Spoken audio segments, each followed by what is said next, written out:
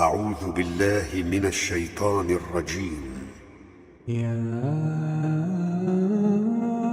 أيها الرسل كلوا من الطيبات واعملوا صالحا إني بما تعملون عليم.